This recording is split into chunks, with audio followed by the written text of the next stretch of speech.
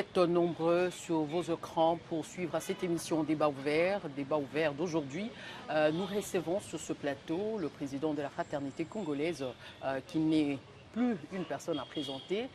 Il s'appelle Godefroid Mwamba Mushimpaku. Avec lui, ce soir, nous allons échanger autour de cet accord, l'accord de Washington du 27 juin dernier. Nous parlerons également de ce pèlerinage qu'organise la fraternité congolaise avec la main de maître du président Godefroid Mwamba Mushimpaku. Avec lui, nous allons échanger autour de ce sujet. Sans plus tarder, je m'en vais vers mon invité pour lui dire bonjour et bonsoir, ça dépend de l'heure à laquelle vous allez nous suivre. Bonjour madame, bonjour aux téléspectateurs. Et je crois que la fraternité congolaise se porte à merveille. La fraternité congolaise va très bien. Elle va très bien comme moi-même, son président. Parlez-nous un peu de cette fraternité. La fraternité congolaise est une ASBEL, une association sans but lucratif, comme on le dit, mais qui poursuit un seul objectif, c'est celui d'accompagner le gouvernement dans la réalisation du bien-être social de notre population. En fait, au niveau de la fraternité congolaise, nous avons compris que la crise qu'endure notre population est l'expression d'ailleurs de la crise que lui-même, le Congolais, dans laquelle le Congolais est. C'est le Congolais qui est en crise. La pauvreté, la guerre, l'insécurité sont les conséquences de la crise dans laquelle s'est installée la personne même humaine de nationalité congolaise. Et la fraternité congolaise existe depuis quand? La fraternité congolaise a d'abord existé en son temps comme une association locale, la fraternité Banamoamba. C'est après que nous avons compris que cet objectif que nous nous sommes assignés doit être étendu sur l'ensemble du territoire national. C'est comme ça que nous avons fait en sorte que la fraternité congolaise devienne plutôt la fraternité Banamoamba devienne la fraternité congolaise pour qu'elle englobe l'ensemble de la population congolaise à l'intérieur du pays, à Kinshasa, comme à l'extérieur du pays également. Mais d'où vous êtes venu cette idée de mettre en place cette structure? Qu'est-ce qui vous a plus motivé? Ce qui nous a motivés, c'est la réalisation du bien-être social de notre population, parce que nous avons constaté que depuis l'indépendance, depuis l'accession de notre pays à la souveraineté nationale et internationale, la population congolaise qui espère son bonheur est en train, du jour au jour, en train de reculer sur le plan de la réalisation de ce bonheur-là. C'est comme ça que nous avons, dans l'analyse, conclu que si le Congolais ne devient pas ce qu'il est en train d'attendre, c'est-à-dire un peuple heureux, c'est uniquement parce qu'il n'existe pas d'amour entre Congolais et parce que les Congolais n'aiment pas son pays. C'est sur base de cela que nous avons dit, nous devons amener ce palliatif qui est l'amour entre Congolais et qui est l'amour du Congolais envers sa patrie. Mais en parlant de cet amour, quelles sont les actions concrètes que vous, étant de la fraternité congolaise, vous d'ailleurs vous êtes le président, que vous avez déjà mené sur terrain et la mission qui vous est assignée, quelles sont les actions palpables? D'abord, la première chose que nous pouvons dire, c'est de rappeler aux Congolais qu'il est créé à l'image des dieux. Et ayant été créé à l'image des dieux, il est lui-même Dieu et il ressemble à Dieu. Parce que le souffle de vie que nous avons, le souffle de vie que vous avez, le souffle de vie qu'un passant ou un autre a, c'est le même souffle de vie qui est identique. Donc, il est illogique de ne pas aimer son prochain parce que son prochain est identique à soi-même. Ne pas aimer le prochain, ce n'est pas s'aimer soi-même. Et quand vous ne vous aimez pas vous-même, c'est que vous n'aimez pas Dieu. Parce que vous-même, vous êtes créé à l'image de Dieu, parce que vous aimez Dieu, donc vous devez aimer votre voisin, parce que c'est celui-là aussi qui représente l'image de Dieu. Comment peut-on prétendre aimer Dieu, le Créateur, sans que nous ne puissions aimer nos voisins, comme l'a si bien dit la Bible? Donc, c'est sur base de cet amour-là que nous avons dit que nous allons recréer le devenir du Congolais pour que celui-ci soit l'acteur de son propre développement, l'acteur de son bien-être. C'est comme ça que nous avons voulu étendre cet amour sur l'ensemble de la République démocratique, l'ensemble du territoire national, la République démocratique du Congo. Et vous, étant de la coordination de cette fraternité, combien de membres compte aujourd'hui, de membres actifs compte aujourd'hui la fraternité congolaise? Et la fraternité congolaise est éparpillée dans combien de provinces de la République? La fraternité congolaise est pratiquement dans 23 provinces sur les 26 que compte la République démocratique du Congo. Les nombres de membres, nous pouvons à peu près, parce qu'il faut distinguer les membres créateurs, les membres d'honneur, les membres sympathisants et les membres ordinaires.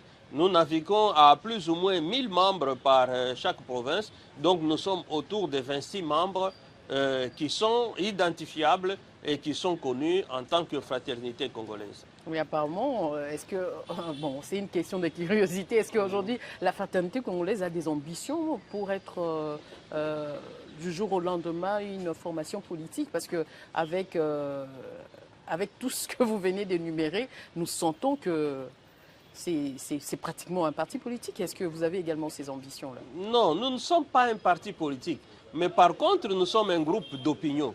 Nous exprimons en tant que SBL des opinions qui accompagnent le gouvernement à la réalisation du bien-être de la population congolaise. Parce que si nous ne générons pas les idées, parce que dans une république, on ne contribue pas qu'en étant dans la gestion. Être dans la gestion, c'est une bonne chose, parce que ça procure certains avantages, mais il faut dire que depuis notre jeunesse, nous nous battons pour ce pays. C'est à 19 ans que j'ai fait les premières armes contre la dictature qu'il y a eu dans ce pays. Donc depuis cette époque jusqu'à aujourd'hui, je me bats tous les jours en fournissant mes idées, en me battant sur le terrain pour que la démocratie vienne dans notre pays. La démocratie s'est installée dans notre pays avec ses imperfections comme vous les voyez. Nous sommes en train de nous battre pour que la démocratie puisse davantage s'améliorer parce que c'est un idéal, mais aussi nous faisons en sorte que nos idées soient reprises par tout celui qui demain va diriger. Il ne va pas diriger seulement avec ses idées, il va diriger avec les idées des intellectuels. C'est comme ça qu'à des moments bien précis, nous sortons des concepts, nous sortons des idées, nous sortons des stratégies pour que ceux qui aujourd'hui se font élire puissent les utiliser dans la réalisation du bien-être social. Au niveau de la fraternité congolaise, nous ne fonctionnons pas comme dans une sorcellerie. Parce que dans une sorcellerie, on cache ses idées, on cache ses stratégies, on cache cela. Mais nous pensons que nous sommes au service de la nation congolaise. Étant au service de la nation congolaise, nous disposons de toutes nos réflexions, nous les partageons avec les autres, nous les confrontons aux autres réflexions pour que finalement, ceux qui peuvent le récupérer, qui sont en position de gouverner, vont aussi utiliser nos idées et tout ça pour le bien-être de la population congolaise. Mais il faut dire que nous n'avons pas que d'idées, mais nous avons aussi des initiatives. La première initiative qu'on avait prise, c'était sous forme du concept Toboye Bobola, où nous étions en train de démontrer que la ville de Kinshasa peut être gérée autrement que de la manière dont elle est gérée, d'ailleurs même présentement. Nous avons démontré que la centralisation de toutes les fonctions au niveau du gouvernorat, au niveau du gouvernement provincial, n'est pas une solution, mais plutôt la décentralisation jusqu'à laisser certains attributs ou certaines compétences ou certaines attributions ainsi que des moyens au niveau des entités territoriales de base, quelles sont les rues, quelles sont les localités, quels sont les quartiers, quelles sont les communes. Cette décentralisation est même la clé du développement de notre ville de Kinshasa. Et par ricochet, nous avons fait la même chose au niveau national. Aussitôt après, nous avons fait des tournées dans presque toutes les provinces, d'abord les provinces de l'ouest du pays. Nous étions à Singini, au mausolée du président Joseph Kasaboubou, où nous sommes allés nous incliner dès que Goma était tombé. Nous étions au niveau de la province de Bandundu à Kikwit, et en fin de compte, la province du Kwilu, nous étions dans la ville de Bandundu, où nous sommes allés implanter et où nous avons sensibilisé. En dehors de ça, nous avons initié ce que nous appelons l'actionnariat populaire avec des fermes pilotes. Ces fermes pilotes que nous allons installer dans toutes les provinces de la République démocratique du Congo parce que nous avons constaté que quitter Kinshasa jusqu'à Kikwit, il y a plus ou moins 20 grandes rivières, mais vous n'allez pas trouver 5 hectares de maïs ou 5 hectares de manioc. Notre territoire est sous-occupé, et non seulement sous-occupé par les humains avec les habitations, mais notre territoire national est sous-occupé avec l'absence, donc marque l'absence de l'activité économique. Et l'activité économique la plus facilement conduite, c'est l'activité agricole. C'est pourquoi nous avons dit que nous boostons la production nationale à travers la création des fermes pilotes, mais des fermes à actionnariat populaire. Pourquoi nous avons adopté ce mode d'actionnariat populaire? C'est parce que la population congolaise, en fait, n'a pas beaucoup de moyens. Mais parce qu'on n'a pas beaucoup de moyens, nous avons copié ce qui s'est fait en Afrique de l'Ouest, nous avons copié ce qui s'est fait en Chine, et nous avons amené cette stratégie d'actionnariat populaire qui consiste à pouvoir réunir certains moyens directement au niveau de la population. Je me dis que si chacun a 50 $, avec 1000 personnes qui s'associent pour diriger une ferme ou pour initier en fait, l'investissement dans une 50 000 $, et avec 50 000 $, nous allons faire des hectares et des hectares de cultures, et nous allons à la longue demain chercher à les transformer pour que nos supermarchés cessent d'être des lieux où on nous vend des pourritures qui viennent de l'extérieur du pays, au lieu que nous puissions manger bio avec la terre que Dieu nous a donnée, avec les forêts que Dieu nous a données, avec les rivières que Dieu nous a données. Il est ridicule que le peuple congolais soit celui qui est réduit à manger les conserves parce que ces conserves ont été cultivées, des fois même dans des déserts. Et nous sommes fiers de les consommer et nous disons non, nous devons mettre fin à ça. Mais comme dans toutes les initiatives comme celle-là, qui sont en fait les initiatives de développement, nous pensons que ça prendra du temps, mais quel que soit le temps que ça prendra, notre objectif est que demain, nous puissions remplacer, par exemple, les poudres de jus qu'on nous met dans l'eau par réellement des véritables jus de mangue. Des véritables jus de mangue cueillis à nos arbres et pressés pour nous donner du véritable jus, en fait, de nous permettre de faire grandir nos enfants et surtout faire en sorte que nos enfants qui grandissent aujourd'hui, qui sont soumis à des sucrés et des colorants, ne puissent pas demain souffrir de cancer, ne puissent pas souffrir de cirrhose de foie, ne puissent pas souffrir de diabète. Parce que c'est toutes ces saletés que nous mangeons, et conservées d'ailleurs de n'importe quelle manière, ou alors des produits chimiques auxquels on ajoute le goût, qui nous détruisent et qui détruisent nos enfants. Alors, au lieu d'être nous-mêmes les assassins de nos propres enfants parce que nous ne savons pas cultiver, c'est comme ça que nous avons initié cette initiative, excusez-moi la tautologie, d'une ferme par chaque province et d'une ferme à actionnariat populaire. En tout cas, merci pour cette bref aperçu historique de la fraternité congolaise. Et comme je viens de vous l'annoncer au sommaire, que nous allons parler également de questions liées à l'actualité qui reste dominée par cette signature de l'accord du 27 juin 2025 à Washington, l'accord dénommé l'accord de paix. Et Godefroid Mwamba, dites-nous un peu, vous êtes une association sans but lucratif, vous avez également des analyses que vous apportez par rapport aux questions d'actualité. Mais selon vous, quelle est aujourd'hui l'analyse étant de la fraternité congolaise? Quelle est l'analyse que vous portez par rapport à cette signature du 27 juin, une signature que beaucoup d'entre nous qualifient que c'est une signature qui va amener la population de l'Est dans un ouf de soulagement? Qu'en dites-vous? D'abord, il faut saluer les efforts qui ont été menés par le gouvernement, les efforts qui ont été menés par le chef de l'État, parce que c'est lui qui conduit l'action diplomatique de notre pays. C'est cette action avec aussi saluer la force de la femme congolaise.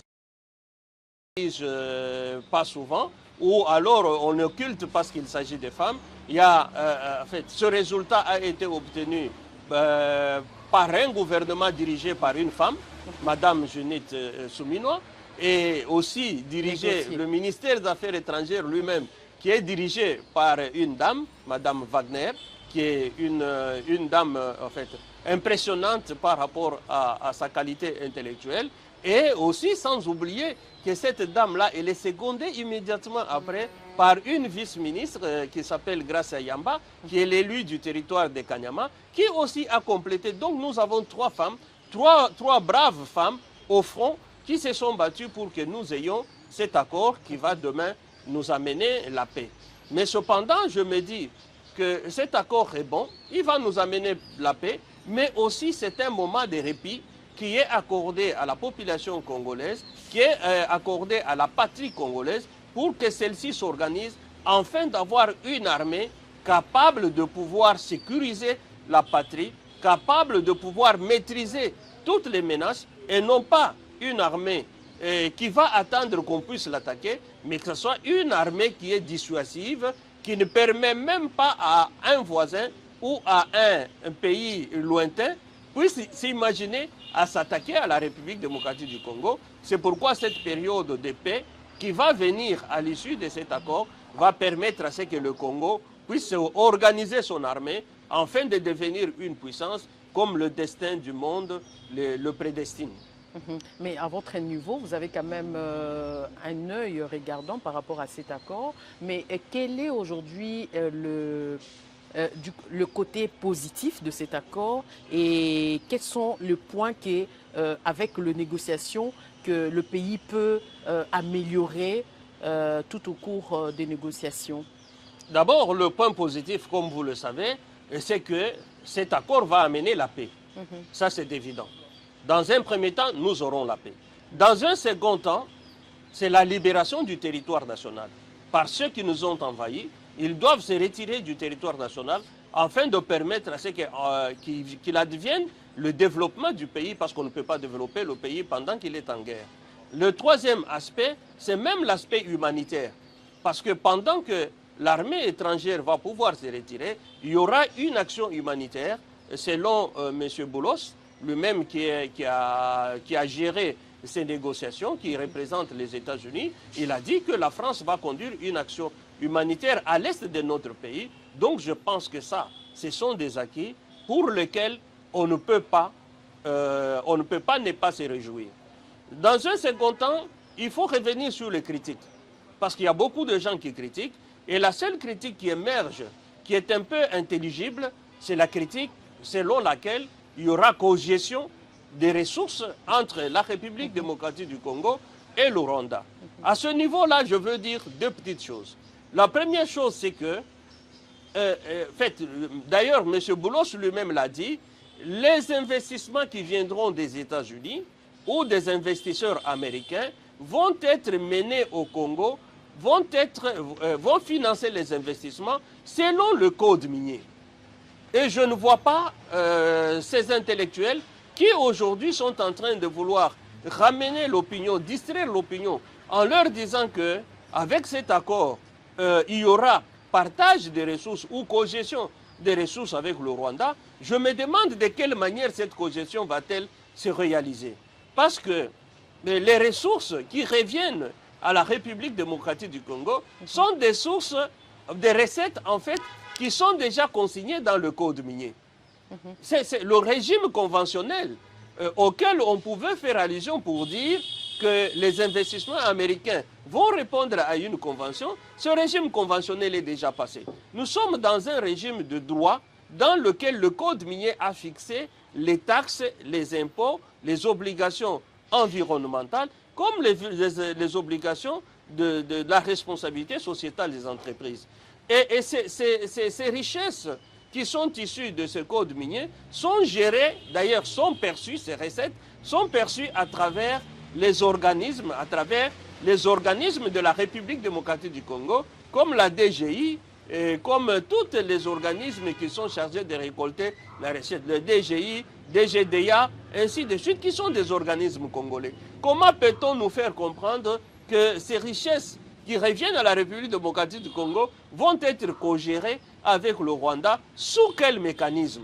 Je veux seulement prévenir la population congolaise qu'il y a beaucoup de vendeurs d'illusions qui aujourd'hui sont dépassés par le fait que le chef de l'État a décroché cet accord avec cette grande puissance que sont les États-Unis et que malheureusement, ils sont dépassés par la vitesse de la réalisation de ce contrat et ils veulent qu'on puisse distraire la population pour que celle-ci ne puisse pas féliciter le chef de l'État pour l'acte qu'il vient de poser en ayant arraché cet accord avec les États-Unis. Mais... Je voudrais, en deuxième lieu, parce que j'ai dit que je disais deux choses, en deuxième lieu, je veux dire que la population congolaise doit ouvrir ses yeux. Les intellectuels congolais doivent ouvrir les yeux. Ça ne sert à rien qu'aujourd'hui, on dort affamé, on se réveille sans eau, sans électricité, sans soins médicaux, et on dit non, nous sommes riches. Non, cette perception de la richesse est, est un endormissement et même un somnifère contre la population congolaise qui en fait attend que sa richesse se réalise sans qu'il ne puisse investir. Je voudrais rappeler ici la vision globale et économique du monde. La vision globale du monde et économique, et cela échappe à la plupart de nos concitoyens, c'est le fait que celui qui a les moyens investit. Et dès qu'il investit, c'est qu'il récolte de l'investissement, ça lui appartient. L'État dans lequel il investit perçoivent les taxes, ils perçoivent les impôts, ils perçoivent les obligations environnementales, ce qui ne fait même pas 40% des revenus qui viennent des minéraux. Si les Congolais, par exemple, veulent avoir réellement les richesses des minéraux, c'est nous-mêmes, Congolais, qui devrions investir. Parce que quand vous investissez, le résultat de votre investissement, que sont les minéraux, vous appartiennent. Mais quand un étranger vient investir, soit-il américain, soit-il chinois, soit-il rwandais, ougandais, ou même Brazzavillois du Congo-Brazzaville, mais c'est lui le propriétaire de la richesse, parce qu'il a investi.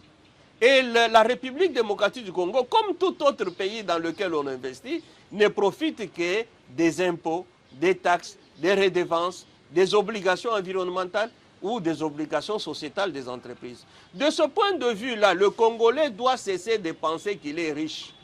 Mais par contre, s'il investit, c'est de cet investissement qu'il va tirer la richesse, mais parce qu'il est Congolais, cette richesse sera répartie à travers certaines actions qu'il va poser, à travers certains investissements qu'il va poser en République démocratique du Congo. Mais quand un Chinois, quand un Indien, quand un Libanais, quand un Américain, quand un Français vient investir au Congo, sachez que les résultats de son travail, qui sont les produits miniers, iront dans son pays. Et en ce moment-là, le Congolais doit cesser de penser qu'il est riche parce qu'il a un potentiel. Il doit cesser de penser que la richesse congolaise lui appartient. Non, la richesse congolaise appartient à celui. L'État congolais en tire le minimum selon que le code minier l'établit et toutes les autres obligations autour de ce code minier.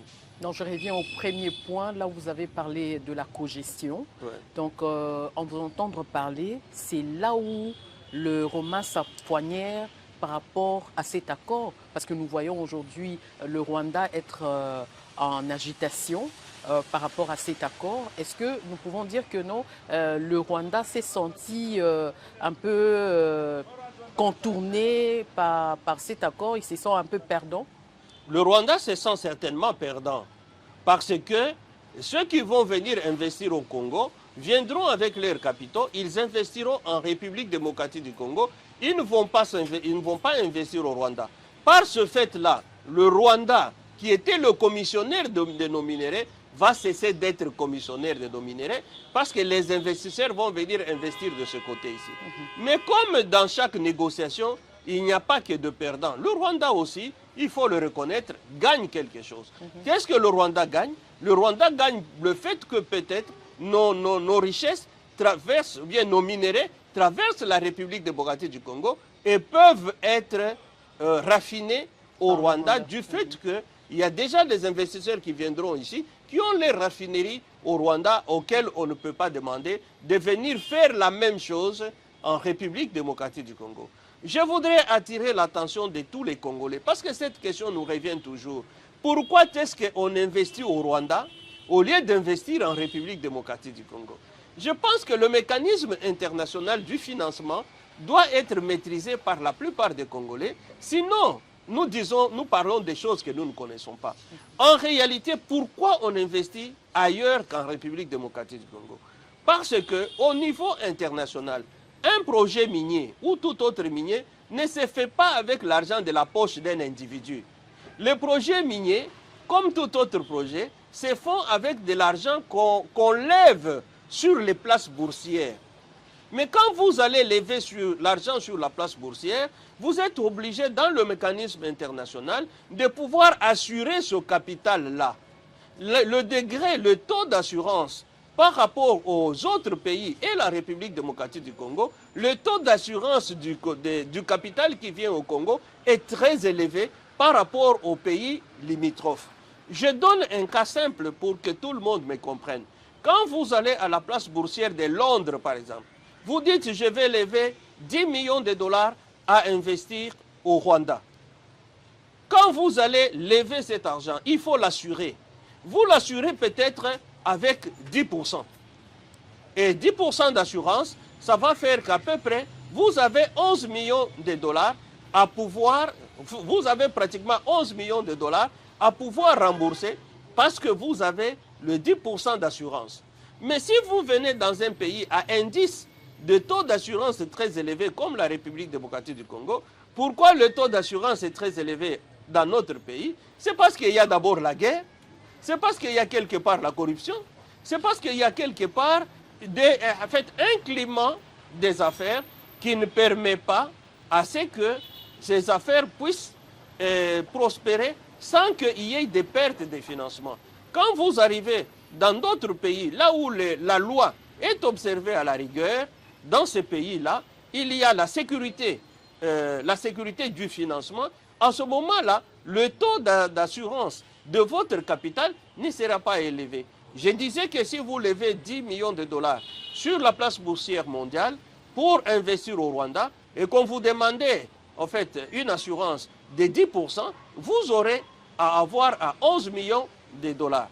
Mais par contre, si vous venez en République démocratique du Congo, avec la guerre, avec la corruption, avec le vol, avec l'insécurité, l'assurance du capital qui vient en République démocratique du Congo est très élevée. Supposons même qu'on arrive à 50% des taux d'assurance du capital que vous amenez en République démocratique du Congo. Ça veut dire, au lieu d'investir les 10 millions, vous êtes obligé de prendre sur la place boursière internationale ou sur la place financière internationale 15 millions de dollars pour que vous arriviez à investir 10 millions de dollars. Et c'est en ce moment-là que les investisseurs, c'est une logique économique, cet investisseur-là préfère investir dans un pays où son capital est garanti, où son investissement est garanti, au lieu de venir en République démocratique du Congo, là où il se sent en insécurité, une insécurité juridique, une insécurité économique et une insécurité de guerre.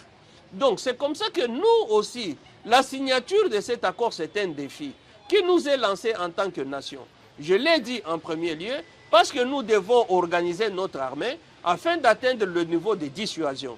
Et en deuxième lieu, nous devons faire en sorte que la République démocratique du Congo donne garantie aux investisseurs que les fonds qui vont venir pour être investis en République démocratique du Congo sont sécurisés de telle sorte que même l'indice d'assurance de ces fonds-là soit plus bas afin de permettre à ce que le Congo soit une terre d'investissement, afin que nous puissions avoir des grands investissements et avec ces grands investissements, nous puissions avoir du travail pour notre jeunesse. Donc, on a besoin de jeter en pâture cet accord qui est aujourd'hui le fruit de plusieurs négociations entreprises par le chef de l'État.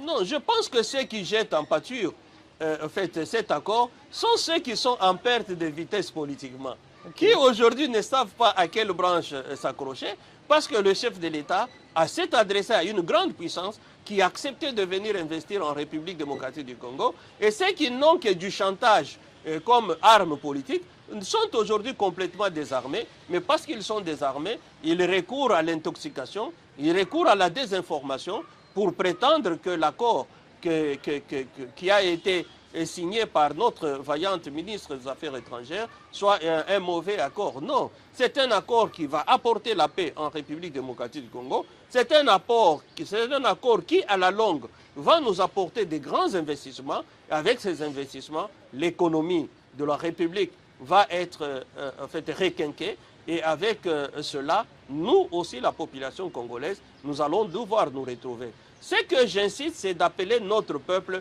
à participer à l'investissement.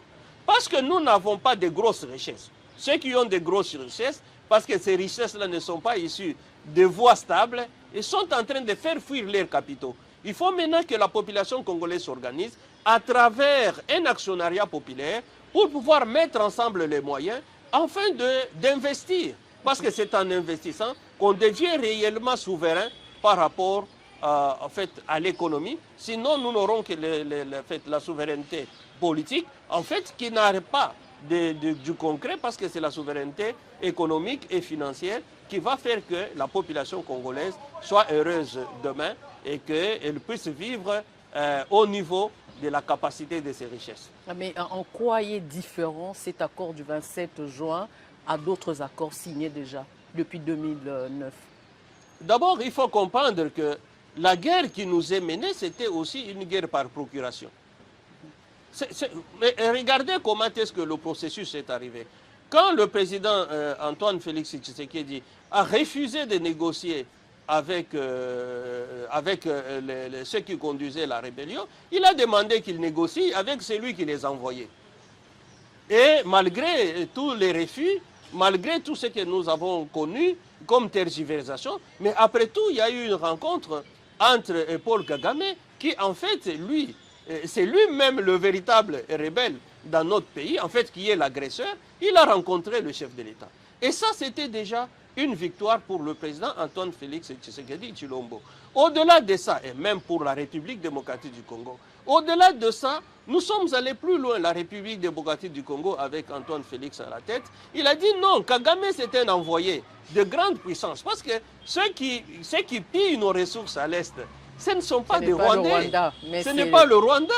Mais c'est plutôt ces grandes puissances, ces grands investissements internationaux. C'est comme ça que l'intelligence stratégique et diplomatique du chef de l'État lui a permis de pouvoir s'adresser directement à celui qui constitue la grande puissance, ce sont les États-Unis. Et quand les États-Unis ont accepté de venir investir ici, donc tous ceux qui étaient sur le parcours se sentent aujourd'hui en mauvaise posture parce qu'ils n'étaient que des petits commissionnaires, je dirais des chiens de chasse. Et ce sont ces chiens de chasse-là qui aujourd'hui se trouvent inutiles parce que le chasseur lui-même a déjà maintenant un troupeau d'animaux qu'il peut gérer sans pouvoir avoir besoin des chiens de chasse pour aller chasser pour lui. Donc on peut dire aujourd'hui bravo au chef de l'État. Bravo au chef de l'État, pas seulement au chef de l'État, bravo à la femme congolaise. Oui, au gouvernement. Mais sachez que ce gouvernement est dirigé par une femme. Et la ministre des Affaires étrangères est une femme. Et j'ai dit aussi que la vice-ministre des Affaires étrangères, c'est également une femme, honorable Gracia Yamba, en fait, qui n'est pas très bien connue, c'est pourquoi je cite son nom, pour qu'on sache que dans ce pays, il n'y a pas que des hommes, il n'y a pas que la jeunesse, la femme aussi a contribué significativement à l'instauration de la paix, et surtout que c'est la femme qui nous met au monde, et c'est la femme qui a été la plus meurtrie dans cette guerre de 30 ans. Oui, nous passons au deuxième point. Merci de nous avoir vraiment fourni toutes les informations liées à cet accord. Nous passons rapidement au deuxième point que nous avons prévu au début de notre émission, conformément à l'organisation que vous faites au niveau de votre structure, qui est le pèlerinage. Parlez-nous un peu de ce pèlerinage. Comment ça va se faire, le pèlerinage? C'est pour une première apparemment. Si, c'est vrai que c'est pour la première fois. Peut-être que dans notre pays, on parle de pèlerinage. On a connu des pèlerins qui sont des musulmans qui vont aller à la Mecque, mais cette fois-ci, nous avons un pèlerinage qui est totalement panafricain.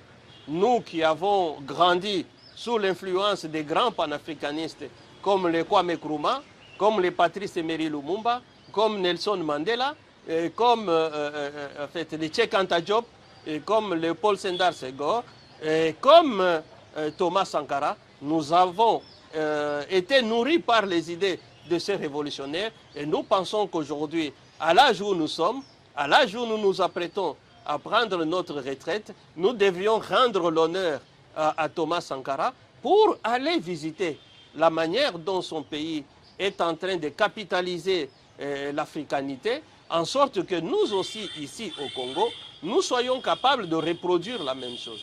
Nous allons au Burkina Faso, nous allons au Mali, nous allons au niveau du... Comment on en est arrivé là? Parce que beaucoup de gens nous posent cette question de savoir, mais comment est-ce que vous réveillez le matin, vous dites nous allons au Burkina Faso? Non, nous avons été, au nom de nos associations et au nom de nos professions, au niveau d'un forum diplomatique international, le Grand Montana Forum au Maroc, à Casablanca, là où nous avons rencontré, nous avons participé plutôt à un débat qui avait été initié par les pays du Sahel.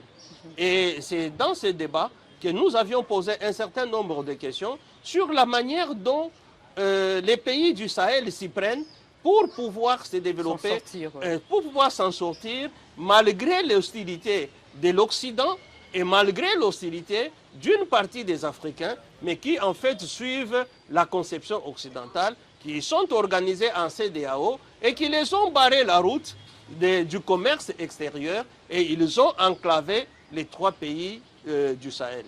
Et quand nous avons suivi la façon dont ils expliquent leur développement économique, nous sommes arrivés à comprendre qu'il s'agisse des banques, qu'il s'agisse de l'agriculture, qu'il s'agisse de quelque domaine que ce soit, ils pratiquent chez eux ce qu'on appelle l'actionnariat populaire.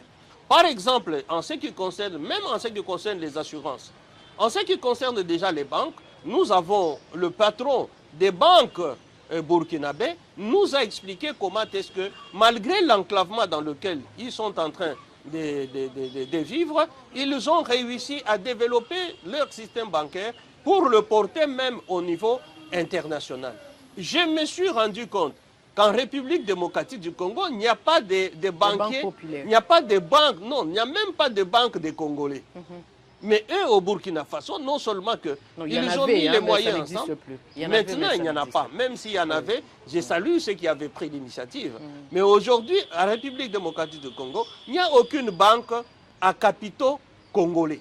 Donc déjà, quelque part, nous sommes esclaves financièrement du système financier qui ne nous appartient pas. Soit il y a des Indiens, soit ce sont des Libanais, soit ce sont des Juifs, soit ce sont des Américains, soit ce sont des Belges, soit ce sont des Togolais. On ne voit pas une banque à capitaux congolais. C'est comme ça que nous avions posé la question aux banquiers qui étaient avec nous dans ce forum. Qu'est-ce que vous faites? Ils disent l'actionnariat populaire. Ils nous ont montré comment est-ce qu'aujourd'hui ils sont entrés dans la phase de transformation des produits agricoles. Il faut comprendre que dans le développement agricole, nous avons une première phase, c'est celle d'abord de manger à sa faim. Donc produire pour manger à sa faim. C'est le niveau où nous sommes parce qu'on n'a même pas encore atteint ce niveau-là. La deuxième phase dans le développement agricole, c'est celui de produire plus que ce qu'on peut consommer pour pouvoir vendre. La troisième phase, c'est quand vous avez commencé à vendre, il faut maintenant le transformer parce que ça deviendra abondant. Il faut le transformer pour pouvoir les vendre. Et la quatrième phase, c'est non seulement la transformation et la vente locale, il y aura maintenant la vente à l'exportation. C'est ainsi qu'entre ces 3 phases, ils sont déjà arrivés dans la transformation pour l'exportation. Et c'est les États du Sahel, Mali, l'État malien, l'État burkinabé, l'État nigérien, qui finance la 4e étape, qui est celle de l'exportation vers d'autres pays. C'est comme ça que, en échangeant, nous leur avons dit, nous aussi, notre passion pour Thomas Sankara, c'était à quelques dates de l'inauguration du mausolée Thomas Sankara. Et l'ambassadeur du Burkina Faso au Maroc nous a invités d'aller à l'inauguration du mausolée Thomas Sankara et nous avons dit qu'on pouvait s'organiser nous-mêmes pour y aller en tant que citoyens congolais. C'est comme ça que nous sommes revenus. Nous avons organisé la visite, non seulement pour le Burkina Faso, nous allons visiter le mausolée Thomas Sankara et sa famille. Nous allons voir aussi comment s'organisent les banques populaires là-bas. Nous allons voir comment s'organisent les fermes populaires, actionnariat populaire. Nous allons quitter le Mali, nous allons quitter plutôt le Burkina Faso pour le Mali. Au niveau du Mali, d'abord là, il faut comprendre qu'il y a le royaume des Mandingues qui a été dirigé par Soundiata Keïta, qui est une grande figure. Ce royaume a tellement rayonné qu'avant même qu'on puisse avoir la charte des droits de l'homme de la France, le royaume Mandingue avait déjà une charte des droits de l'homme avant, longtemps avant, des centaines d'années avant la France. Et après, nous allons visiter le Niger. Et au niveau du Niger, nous allons visiter l'architecture qu'ils ont parce qu'ils ont des grandes mosquées, ils ont des grandes cathédrales et ils ont un centre culturel de l'UNESCO.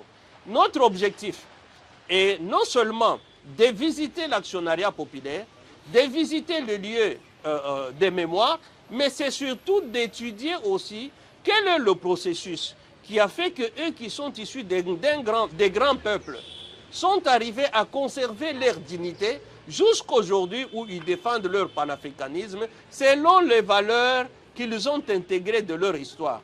Aussi pour comprendre comment les Congolais, ceux qui ont fait des grands royaumes, le royaume Lunda, dirigé par une femme, la Rouège, qui a conquis tout le Katanga, presque une partie sud du Katanga, qui a conquis presque tout le Bandundu, qui a conquis presque tout l'Angola Nord, qui a conquis la Zambie, une partie de la Zambie, un royaume dirigé par une femme. Comment est-ce que ceux qui sont issus, les femmes qui sont issues de ce royaume, ne ressemblent pas à cette femme-là? La Rouège qui a créé la tribu Lunda. Comment est-ce que je prends les Congolo Mwamba, chez les Baluba, en fait. Comment est lui qui a créé un grand empire peut aujourd'hui être... En fait, ses descendants aujourd'hui ne donnent pas l'image d'être les descendants de ce grand homme-là. Mais les critères de participation, rapidement. Les critères, bon, je dirais que tout ça, ça va nous permettre d'étudier le processus de socialisation pour que cela aussi puisse nous inspirer sur ce que nous faisons ici, parce que le développement du Congo ne peut arriver que si nous sommes les sujets de notre propre histoire. Les conditions de participation, d'abord, c'est être capable de se prendre en charge. Est-ce que, parce que nous voyons que c'est un grand projet, est-ce que vous avez quand même des partenaires qui vont vous accompagner, entre autres aussi, parmi ces partenaires, est-ce qu'il y a des banques quand même qui ont pu accepter de vous accompagner? Il y a des partenaires qui ont bien accepté de nous accompagner. Il y a une agence qui a bien accepté de nous aider parce que nous savons que nous n'avons pas assez de moyens. Nous avons étudié avec ce partenaire comment est-ce qu'ils peuvent recevoir nos contributions pour l'achat du billet, bien nos dépôts pour l'achat du billet. Au lieu d'acheter en une fois au plus ou moins 2000 $, nous demandons à ce que ceux qui ont de l'argent puissent déposer progressivement dans cette agence pour qu'en fin de compte, ils aient le billet pour voyager. Parce que la première condition, c'est avoir le titre de voyage. La deuxième condition, ça c'est l'organisation au niveau de la fraternité congolaise. Nous allons tout faire pour assurer la circulation, le déplacement entre ces trois pays. Nous devons assurer, en fait, médicalement, ceux avec qui nous devons partir. Nous devons aussi assurer le logement et nous devons assurer tout ce que nous allons faire au niveau des trois pays. C'est ainsi que nous allons recevoir tous ceux qui seront des pèlerins au niveau de la fraternité congolaise, du bureau de la fraternité congolaise à Lemba Terminus, pour que ensemble nous puissions obtenir et le visa et les chambres d'hôtel et les moyens de locomotion et même l'assurance médicale, parce que pendant le pèlerinage, il peut se faire que quelqu'un tombe malade, il faut qu'il soit pris en charge par les hôpitaux sur place dans ces trois pays-là. Voilà un peu comment nous nous sommes organisés, mais aussi médiatiquement, nous sommes aussi accompagnés par une télévision avec laquelle nous venons de signer un protocole d'accord. En tout cas, je crois que vous avez épuisé toute le matière lié à ce pèlerinage. Est-ce que vous avez quand même autre chose à ajouter? Combien déjà, en termes d'effectifs, combien de personnes ont déjà apporté leur approbation? Déjà, nous avons des souscripteurs, plus ou moins 6 souscripteurs qui sont d'accord avec nous, mais nous ne sommes qu'au début de la campagne. Nous espérons avoir 50 membres dans ce pèlerinage pour que nous puissions visiter ces pays du Sahel et que nous puissions apporter à la République démocratique du Congo la richesse qu'on aura trouvée dans ce pays. Mais ce n'est pas une richesse financière, mais une richesse mentale. Mais comment ça va se faire? De quelle date à quelle date que c'est prévu pour avoir tout le document nécessaire pour ce pèlerinage? D'abord, dans un premier temps, nous partons du 10 juillet à 10 septembre, donc 2 mois, pour permettre aux gens de se constituer le billet de voyage. À partir déjà du 10 au 15 septembre, là, nous aurons déjà pris contact avec les ambassadeurs pour qu'on puisse avoir les visas. Donc les visas, nous ça va se pouvons faire les d'une avoir manière collégiale? d'une manière collective. Okay. Parce que nous n'irons aussi que d'une manière collective. Nous serons dans un seul avion. Okay. On n'aura pas plusieurs avions, c'est même ça la raison pour laquelle nous avons signé des accords, des protocoles d'accord avec une agence pour nous fournir un seul avion avec le nombre de gens qu'on aura pour partir jusque dans ces pays-là. Et après avoir fait réunir ceux qui ont des billets, nous allons finaliser les démarches. Il faut signaler que les démarches ont déjà commencé et ils vont se poursuivre, mais c'est seulement le dépôt des listes qui interviendra entre le 15 septembre et le 25 septembre. Et je pense qu'entre ces deux dates, on peut déjà avoir en fait, les visas, parce que non seulement que nous faisons les démarches ici, mais nous sommes soutenus par les ministres des Affaires étrangères de ces pays-là, ainsi que leurs ambassadeurs au Maroc, avec lesquels nous avions déjà conclu de ce voyage. Et donc nous pensons que dans 2 semaines, donc dans 2 mois plutôt, dans 2 semaines, à peu près 15 jours, nous aurons déjà clôturé avec toutes les démarches et nous aurons le visa. Au début du mois d'octobre, nous allons nous envoler pour le premier point, ça veut dire pour le Burkina Faso, parce que nous devons participer le 15 octobre aux cérémonies d'anniversaire de la mort de Thomas Sankara. Ok. Et vous pouvez quand même, en passant, nous parler quand même de toutes ces personnes qui ont pu quand même accepter de mettre la main dans la pâte par rapport à ce grand projet. Pourquoi ne pas associer également le gouvernement? Les membres du gouvernement sont là, mais il ne faut pas parler du gouvernement seulement de ministres, non. Nous avons pensé que le processus de socialisation qui passe par la télévision, qui passe par l'école primaire, qui passe par l'école maternelle, qui passe par l'école secondaire, soit le plus représenté. C'est comme ça que nous avons signé. Au niveau du ministère de l'Éducation nationale, nous avons signé avec la télévision, radio, télévision et Duc TV. Okay. C'est avec eux que nous allons faire ce voyage-là. Bon, au-delà de ça, nous avons lancé les appels à tous les ministères. Tout celui qui veut venir avec nous, en tout cas, notre porte est tout à fait ouverte et nous avons besoin du soutien de chacun de nous. Où vous trouvez? Si quand même quelqu'un est intéressé, en regardant cette émission, il est intéressé pour vous trouver, où vous trouvez?